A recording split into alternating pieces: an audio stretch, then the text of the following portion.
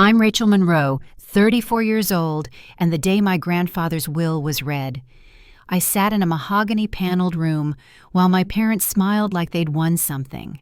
They handed my sister a check for $10 million, then turned to me and said, "Go earn your own." I didn't cry. I didn't flinch. I just kept staring at the polished table, pretending my pulse wasn't shaking in my throat. But then another man stood up, older, in a gray suit, holding a different envelope. And everything changed. Before I go any further, let me know where you're listening from in the comments and hit that like and subscribe button if you've ever been the one left out on purpose. I grew up in North Carolina, just outside Asheville, where the mountains meet the sky. And Sundays meant pot roast church and everyone knowing your name at the grocery store. My parents, Jacob and Diane, were all about appearances, clean lawns, pressed collars, polite smiles. They raised my sister Vanessa and me to be polite, ambitious, and presentable, but somewhere along the way, those rules started applying to her a lot differently than they did to me. I was the quiet one. Not shy, just observant. I liked questions more than small talk, plants more than parties. While Vanessa lit up every room, I found comfort in corners and notebooks and long afternoons with Grandpa Walter on his ranch outside Charleston. He never told me to speak up. He just listened, taught me how to test soil track bee patterns and read weather in the leaves. When I told him I wanted to study environmental communication, he didn't laugh, he just asked what I needed. After college, I moved north for grad school, and then again for work, and the visits grew fewer. But I never stopped calling, or trying. At least I thought I hadn't. The last time I saw my grandfather was the spring before he passed. I'd come down unannounced, flowers in hand, and found Vanessa on the porch. She said no one was home. I remember leaving the bouquet anyway, resting it against the chipped door frame just under the old wind chimes. I never heard anything after that. So when I heard that my grandfather had passed and the family was gathering for the will reading, I came back. I knew I'd get nothing. I just wanted to sit through it, be polite, and leave without making a scene. I didn't expect the lawyer to pull out a second envelope, one marked with my grandfather's handwriting. I didn't expect my mother's smile to drop, or my father's hands to twitch, or Vanessa's expression to darken. And I certainly didn't expect that letter to lead me back to a house I hadn't stepped foot in for over a year. My grandfather's ranch hadn't changed much. The gravel still crunched underfoot. The white paint on the door still peeled in long strips. The magnolia trees out front still leaned east like they always had. But something in the air had shifted. The wind sounded different now, less like comfort, more like a warning.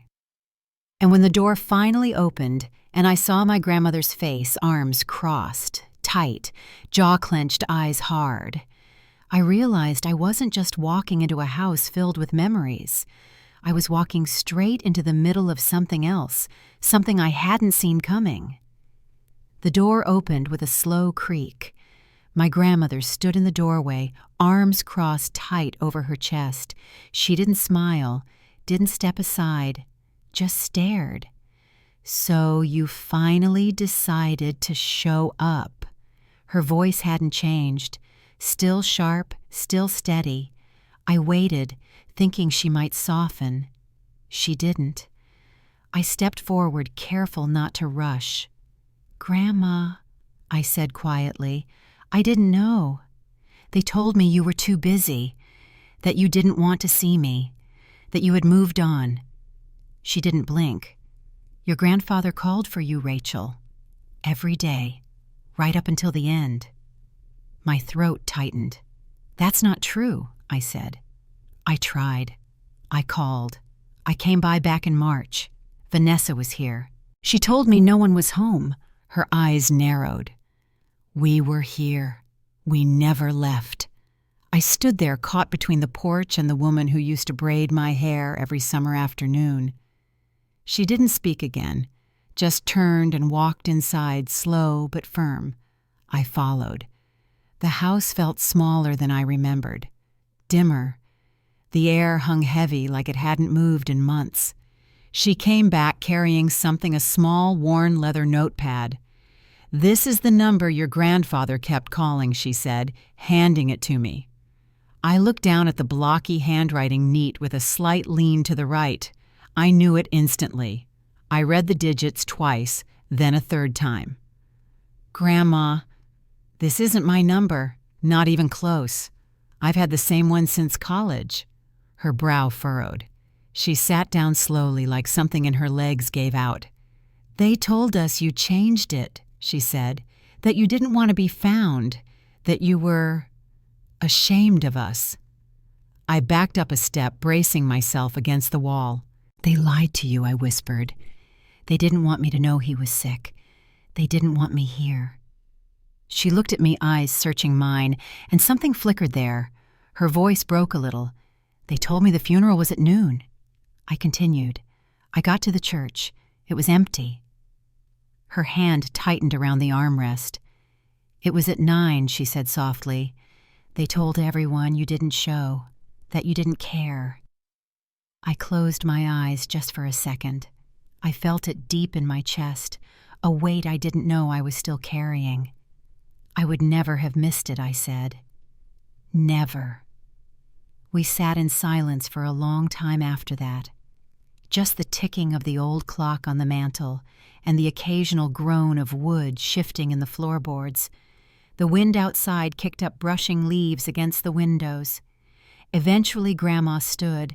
Her hands trembled slightly, but there was something new in her expression, not anger, something more resolved.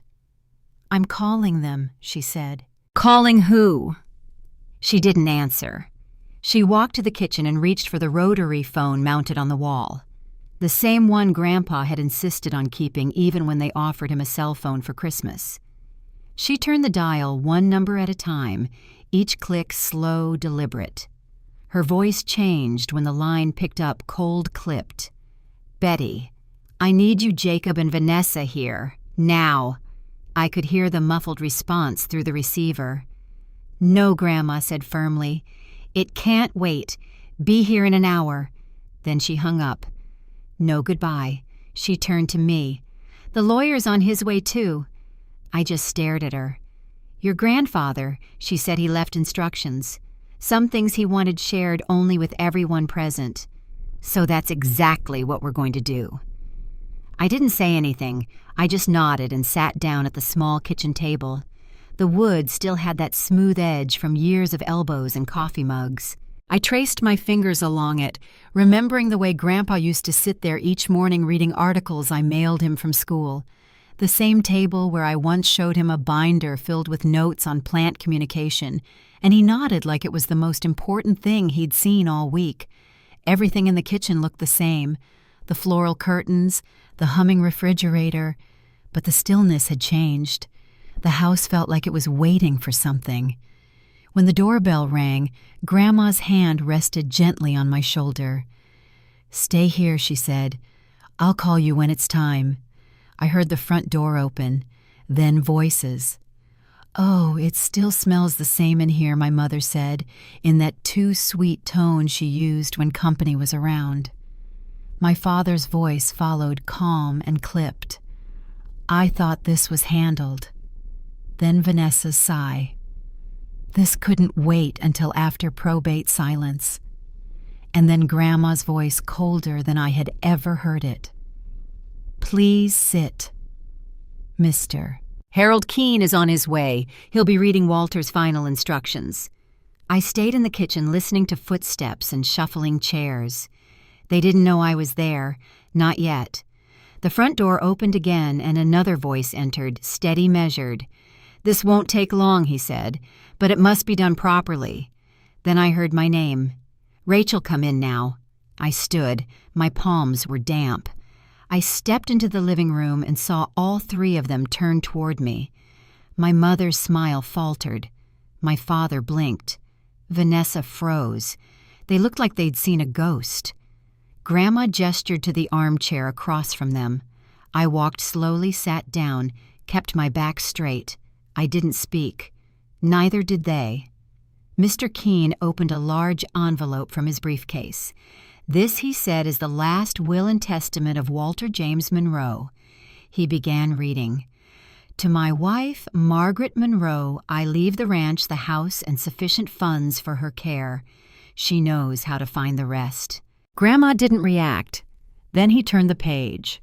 To my granddaughter, Rachel Monroe, I leave the Monroe Research Annex, located at 317 Laurel Creek Road, including all laboratory equipment funding accounts, research patents, and intellectual property currently filed under Monroe Innovation.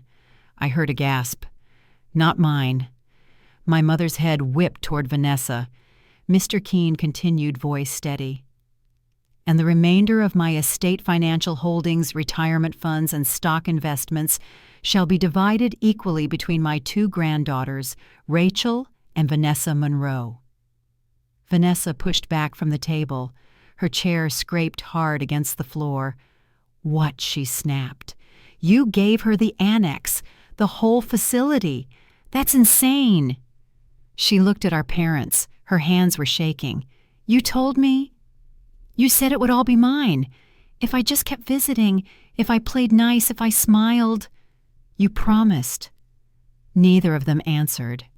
My mother stared down at her lap. My father didn't look at anyone. Mr. Keene raised a hand. There's more. He reached into his folder and unfolded a single letter. A personal note, he said, from Mr. Monroe to Rachel, requested to be read aloud. Grandma handed it to him carefully. Her hands didn't shake this time. Mr. Keene began reading. To my dearest Rachel, if you're hearing this, then I'm no longer by your side. The room went still. Mr. Keene held the letter with both hands, unfolded it slowly, and began to read. To my dearest Rachel, if this is being read aloud, then I'm no longer with you. But I want you to know my belief in you hasn't gone anywhere. The words filled the room like a breeze through a still hallway. No one moved. You were always the one who asked questions, Mr. Keene continued. The one who noticed what others didn't. While some wanted the spotlight, you were the one watching the room, asking why, listening instead of performing. Vanessa shifted in her seat, arms crossed tight. I remember how you carried that little brown notebook around when you were 7. You charted rainfall in the backyard, timed how long it took drops to fill a glass, and drew little graphs with colored pencils. I stared at the floor. I hadn't seen that notebook in years. Mr. Keene went on steady and calm. You lit up around patterns, connections, things most people missed. And I saw it. Every time. The silence in the room stretched heavy. I saw the way your joy dimmed when your mother brushed you off, the way your father changed the subject when you brought home your first science trophy. You learned early to stay quiet about the things you loved. My mother inhaled sharply. Vanessa. She always fit what they understood. She had their rhythm, their language. But you had your own. And when they couldn't translate it, they stopped listening. I don't blame her for that. Not entirely. She did what she thought she had to do. But you, Rachel, you kept going. You wrote your own script. And that takes more courage than most people realize. A tear slid down my cheek. I let it fall. I remember the day you won first place at the district science fair. You didn't tell anyone. You asked me to tuck the trophy away. You said, maybe if I don't show it, they'll stop looking at me like I'm someone else's child. I should have told you then that you were never someone else's anything. Someone exhaled. It might have been my father. You deserved more than a quiet corner and polite nods. You deserved to be celebrated. And while I can't undo what was done, I can give you something that no one else can take from you. Mr. Keene stopped. He folded the letter carefully and laid it on the table. No one spoke. I sat still, hands clasped, letting the silence settle. I remember that science fair, I said finally. Mom didn't come. She was at Vanessa's dance rehearsal. Vanessa looked down. I came home holding that trophy like it was something shameful. And no one said a word. My father cleared his throat. Rachel, this This isn't the time to revisit the past. Yes, it is, I said, because for years the only thing I ever heard from you both was, why can't you be more like your sister? I turned to Vanessa. And from you, it was never enough for me to just be proud of something. You always had to make it a contest. Vanessa scoffed. Oh, come on. You always played the victim. I worked for everything I got. I nodded slowly. You worked by showing up when it counted, when it was convenient, smiling, flattering, staying close because you thought it would pay off. Her mouth tightened. And you, I said, turning to my parents, told Grandma I didn't want to see her. You gave Grandpa a number that wasn't mine. You didn't cut me out. You erased me. My mother stood abruptly. That's enough, Rachel. You're twisting things. This family has been through enough. No. Grandma said, her voice low but clear. What this family's been through is silence, and I helped keep it that way. Everyone turned. I believed you when you said Rachel had turned her back on us, when you told me she didn't want to be found. I believed you. My father shifted in his seat. Rachel still got her education, her fellowships, her lab placements. That wasn't free. No, I said, it wasn't. But you didn't pay for any of it. Grandpa did. He found the scholarships. He booked the flights. He sent the journals. You never even asked where I was going. My voice cracked. You made me feel like a burden. He made me feel like I mattered. Vanessa stood. This is ridiculous. I was told I'd get everything. I stayed. I visited. I was the good daughter. I looked up at her. No, you were the one who knew how to perform. I was just forgotten. But Grandpa didn't forget. And now you can't pretend I don't exist anymore. She threw her hands up. Why should you get anything? Just because you were some little genius with a lab coat. I took a breath. I didn't get anything because I was smart. I got it because I didn't fake it, because I was honest with him. Grandma stood now too. Her voice didn't shake. I wish Walter hadn't left you anything, she said, looking right at Vanessa. You may have shown up, but it was all for show. It was never love. It was business. And I see that now. My mother gasped. Mother out, Grandma said. All of you. Now. They didn't move at first. Then Vanessa grabbed her purse and left without another word. My parents followed my father, muttering something about legal counsel. The door closed softly behind them. The room was quiet, not heavy, not tense, just still. Grandma walked past me and sat down slowly on the couch. Her hands, now steady, rested in her lap. They'll try to come back, I said. Maybe, she replied, but we don't have to open the door. I didn't answer. I just sat beside her, letting it settle. The quiet didn't feel so lonely anymore. That evening I didn't leave the house. I wandered from room to room, touching old furniture, running my hand along the worn banister, watching the light fade across the living room carpet like it had when I was little. The silence didn't feel harsh anymore. It felt clean, like something had been aired out. Later, I sat at the kitchen table while Grandma moved around the stove. She wasn't rushing, but she wasn't slow either, just steady. She pulled out a kettle, filled it from the tap, and set it to boil. You know, she said, not looking at me, Walter started planning that annex 5 years ago. I looked up. Before he ever got sick, she went on, he told me he wanted to build something just for you, a space where no one had to approve who you were. I didn't say anything. I just let her words settle. The next morning, I woke up in my old room. The wallpaper had faded in spots, and the mattress dipped in the middle, but the glow-in-the-dark stars were still on the ceiling. Grandpa and I had stuck them up one night when I was 9. I'd insisted they follow the real constellations. He hadn't questioned it. I lay there for a while before getting up. The house was quiet. I brewed coffee for both of us and brought it to the table. She was already there reading the newspaper with a pair of glasses that slid low on her nose. When she looked up, her expression softened. So, she said, folding the paper, "What now? I think I need to see it," I said. "The annex." She nodded. He'd like that. The drive out to Laurel Creek Road took maybe 20 minutes. I hadn't been out that way in years. It wasn't far, but it felt like stepping into another version of the world. The building sat back from the road, tucked behind a row of tall pine trees.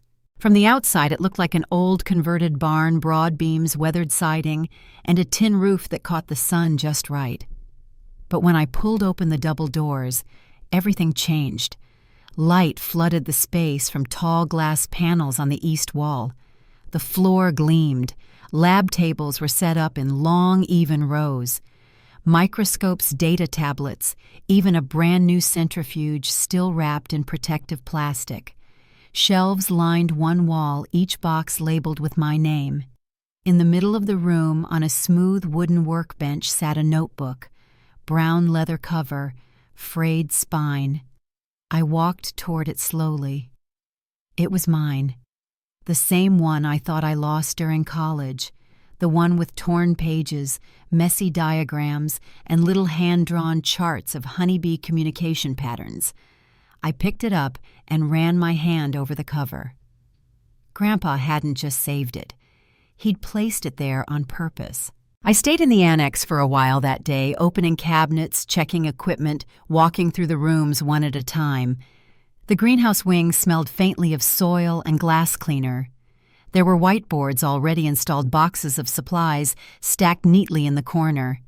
He hadn't just left me space, he left me a foundation. Within a few weeks, I was living out there full-time. I brought in 2 grad students I'd met during my doctoral program, Tara and Micah, both smart, curious, and the kind of people who didn't talk just to fill the silence. We started with small grants irrigation studies, drought-adaptive crop testing, sustainable fertilizer trials with the local co-op. We burned through equipment, lost data to a bad sensor run, rewrote our protocols 3 times, and still showed up every day. There was no one to impress, no one to outperform. It was just the work, honest, messy, evolving. One night I stayed late sorting field notes by the supply closet. Everyone else had gone home. The annex was quiet. I pulled Grandpa's letter out of my bag and opened it to the line I'd read the most. "You wrote your own script." It wasn't praise. It was permission. That night, I started writing a new proposal, not for another soil study, but for a student program, one designed for kids like I used to be. The quiet ones, the curious ones, the ones nobody quite knew what to do with. We called it the Little Scientist Initiative. Our first year, we worked with 12 students from 3 rural counties, schools that still used worn-out textbooks and didn't have a single microscope in the science wing. Each child got a leather-bound notebook just like mine with Grandpa's words printed inside the front cover. Write the things they don't understand. One day, the world will. There was one girl, Amber, 13, hair always in her face, always 2 steps behind the group, but never for lack of trying.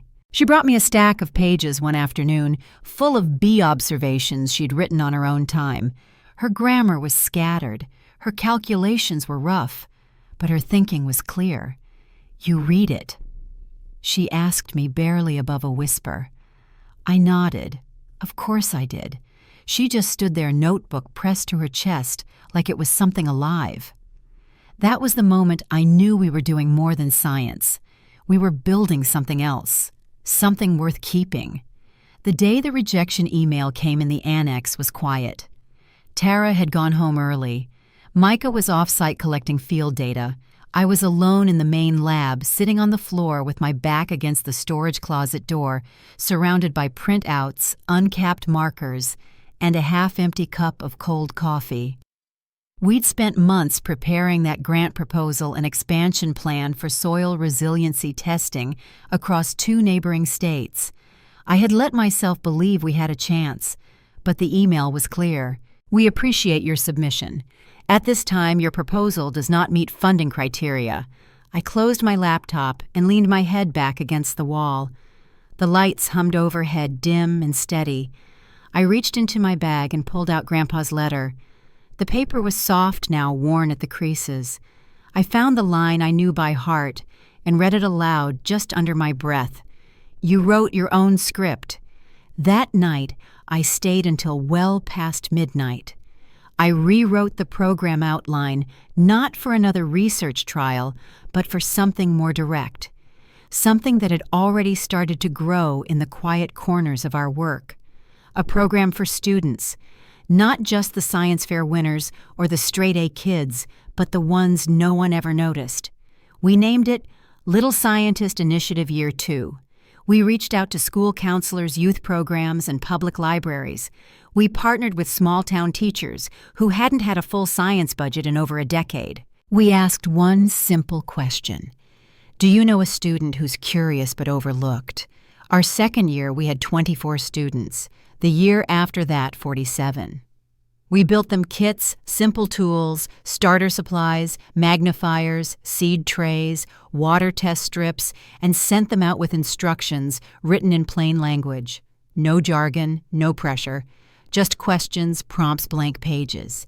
Each student got a notebook, not a cheap spiral-bound one from the store, but something with weight. A soft cover, sturdy binding. Grandpa's words were printed on the inside flap. Write the things they don't understand. One day, the world will. Some of the students scribbled wild ideas across the pages.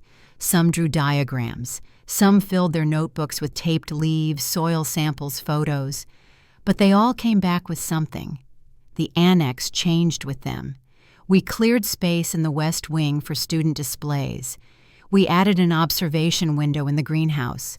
We held our first showcase with trifold posters and lemonade, and parents who didn't quite know how to react when their children spoke with authority about light absorption and compost breakdown. We weren't changing the world, but something was shifting. And then 3 years after the will reading, I got an email. It was short. Request for visit, Vanessa Monroe, via counsel. I stared at the subject line for a long time before opening it. The message wasn't formal. No legal threats, no demands, just a request to see the annex. The morning she arrived, I waited in the front lobby, standing beneath Grandpa's framed portrait. She walked in slowly, her coat buttoned high, her hair tied back, no makeup, no heels. When she looked up and saw the photo, she stopped. "He always knew who you were," she said quietly. "Even when I didn't." She paused.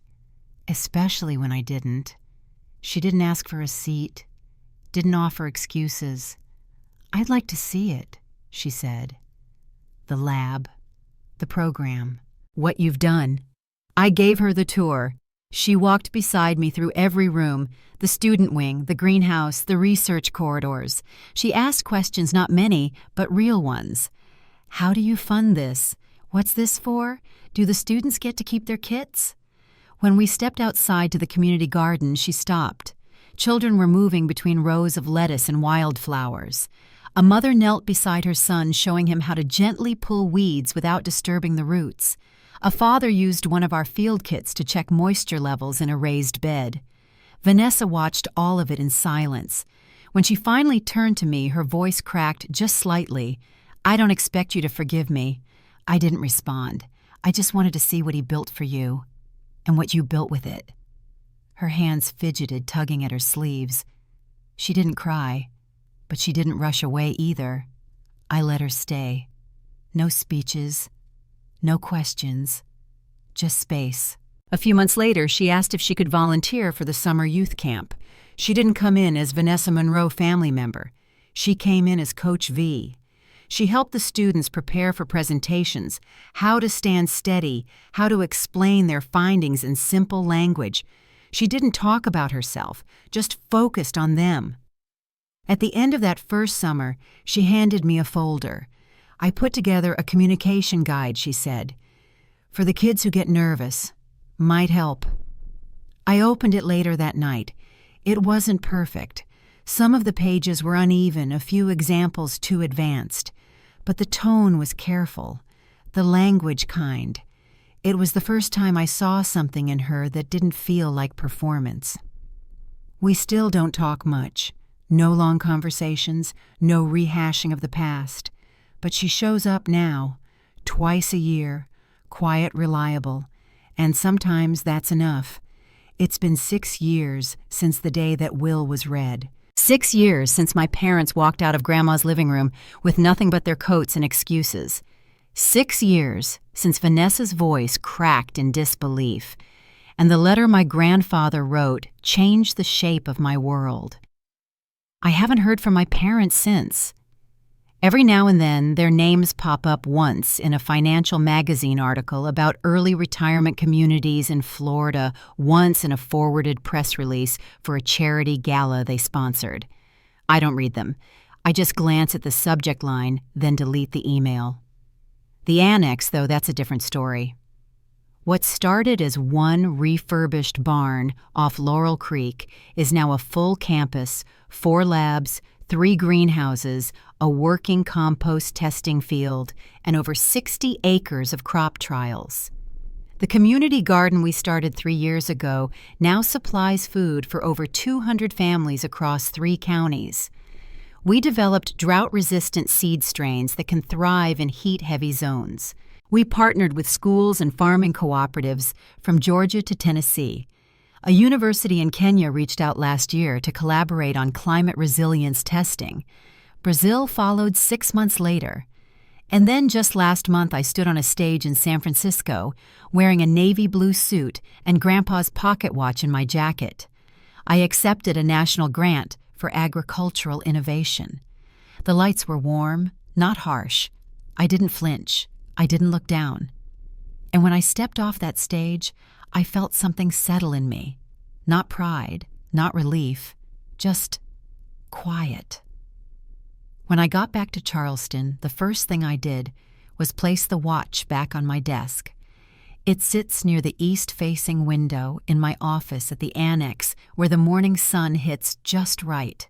Tucked inside the lid is a tiny photo me at 10 years old beaming beside a cardboard display of my first honeybee study. I'd forgotten about that photo until Grandma gave it to me last year. He carried it with him, she'd said, every day. Some mornings I catch myself glancing at it before I start work. Not to remember the girl I used to be, but to remember he saw her even when no one else did.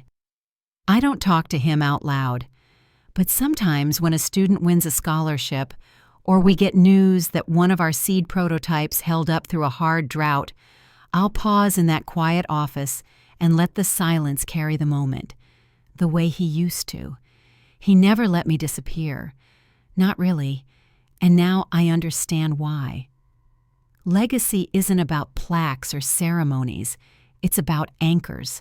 The kind you don't always see words tucked inside letters, old watches passed from one hand to another, constellations arranged on a bedroom ceiling. Grandma still lives with me. We built a small apartment that connects to the house in town. She's slower now and sometimes repeats herself, but her mind is still sharp when it matters. Every morning we sit together in the sunroom with matching mugs of coffee, just like we used to do when I was a kid visiting the ranch.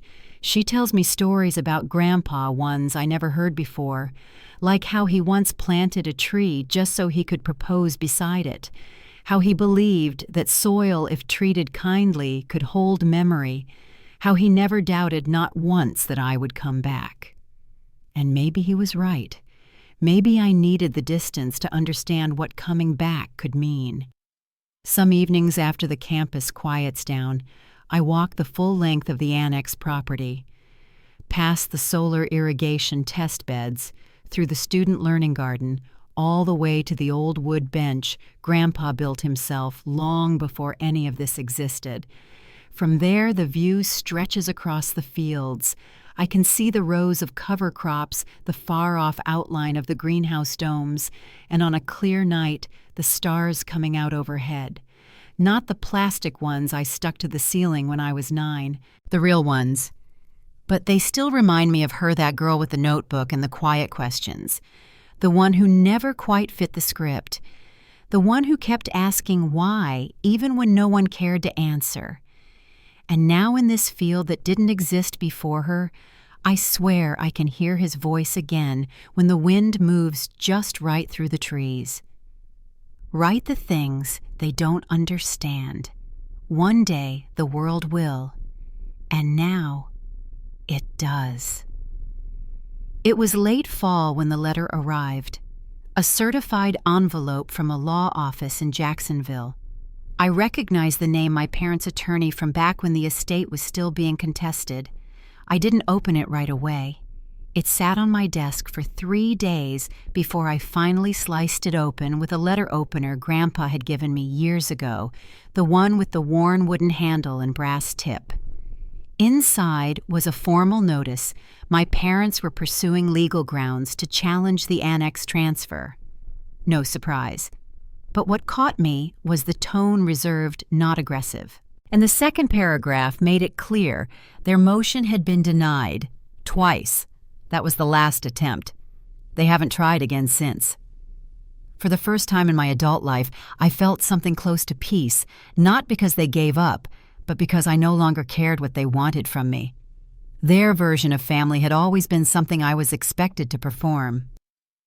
Quiet daughter, bright student, easy to ignore, easy to cut off. Now they didn't get to rewrite the story. The real story was happening here on this land with these people. By winter, the annex had launched its largest seasonal rotation. 40 acres of test crops, 3 active research partnerships, and over a dozen high school students preparing for national science competitions. Vanessa still came by twice a year. She always called ahead, always asked if we needed anything. The kids still called her Coach V. She didn't ask to speak at events, didn't pose for pictures. Just slipped in quietly, helped a few students organize their findings, handed out notebooks at registration. That year, during her fall visit, she brought a donation box filled with brand new field kits, handheld sensors, rain gauges, laminated soil reference charts. She waited until most of the students had gone before saying anything. I asked a few friends, she said it was for school programs in rural counties. They sent more than I expected. I nodded. They'll get used. We stood by the student garden for a while. The sun had already dipped behind the greenhouse, and the light was going fast. She looked down at her hands. He would have liked this, she said quietly.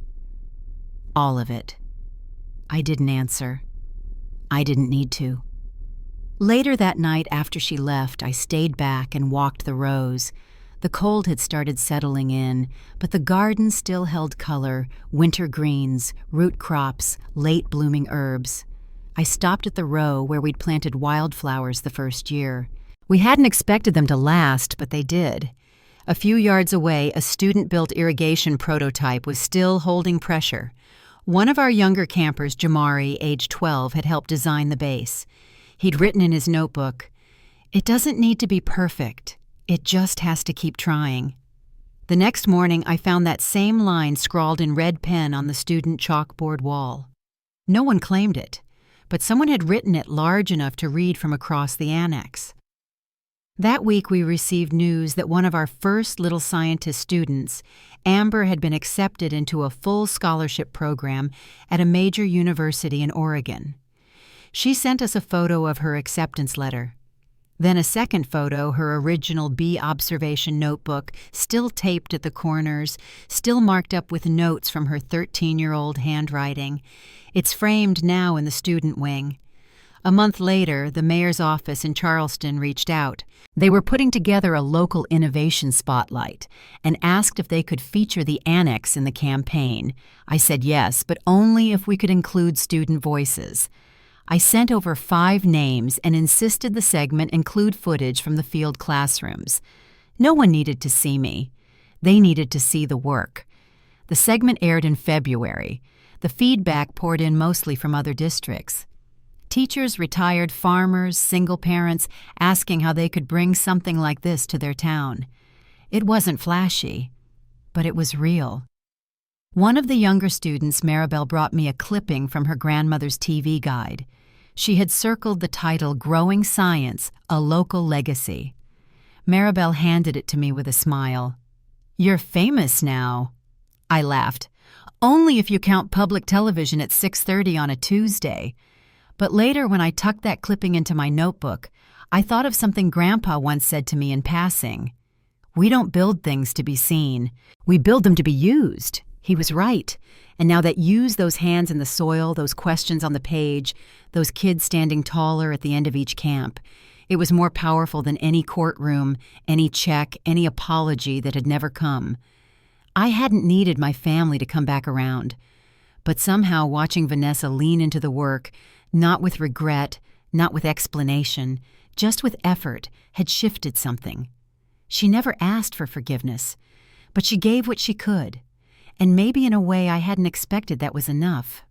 Spring came in slow this year, the kind of slow that lets you notice everything, the way the magnolia blooms held on a little longer, how the soil stayed soft from the early rains. One morning I brought 2 mugs of coffee out to the sunroom where Grandma was already sitting. She wore her thick sweater, even though the sun was warming up the windows, and had one of her crossword books open on her lap. She looked up and smiled. "You're up early." I sat beside her and passed her the mug. "I've been thinking about him," I said. She didn't ask who. She didn't need to. "He would have liked the irrigation model Jamari built," I added. Grandma nodded and folded the corner of her page. "Your grandfather believed in 2 things more than anything else, good soil and second chances." We stayed like that for a while, sipping coffee in the quiet. Later that day, I walked out to the far edge of the annex fields, past the compost rows and greenhouse tunnels, past the student garden plots and the water tanks we just had installed. There's a bench out there, weathered from 6 winters, tucked beneath the pecan trees Grandpa planted back in the 80s. The view from that spot is wide sky rows of cover crops and the glint of glass from the lab windows when the light hits just right. I sat down and let the wind move through the trees. I thought about what had been taken from me, years of distance, of being pushed out of feeling small in rooms where I should have felt safe. But I also thought about what had been left behind. Not just the annex, not just the letter, but the freedom to start again. Vanessa still comes by sometimes, not often, just enough. She doesn't ask for anything. She brings supplies, answers questions when students get nervous about public speaking, stays long enough to be useful, leaves before the spotlight finds her. We don't talk much about the past, but we no longer avoid it either. And my parents, I don't expect to see them again. Some wounds close without apology. Some doors stay shut because reopening them would only let the cold back in. I don't hate them. I just don't miss them. Most days my life is full, not loud, not busy for the sake of being busy, but full. There's always a student with a new question, a grant deadline, a seed tray that needs attention. And at night, I still see the stars, real ones now, not the glow-in-the-dark ones from my childhood ceiling, but they remind me of the girl I used to be, the one who tracked bee dances in a notebook, who stayed up late to map constellations while the rest of the house was quiet, the one who kept asking why. That girl was never lost. She just needed a place where her questions weren't too much, and now she has one. If you've made it this far, thank you for listening. If you've ever been the quiet one, the overlooked one, the one who had to carve your place from stone, know this: the things that make you different are not mistakes. They're the beginning of something only you can build. And maybe, just maybe, one day, the world will understand. Until then, keep building. If this story meant something to you, I'd love to know where you're listening from. Leave a comment or share this with someone who's still finding their voice. I'll see you in the next story.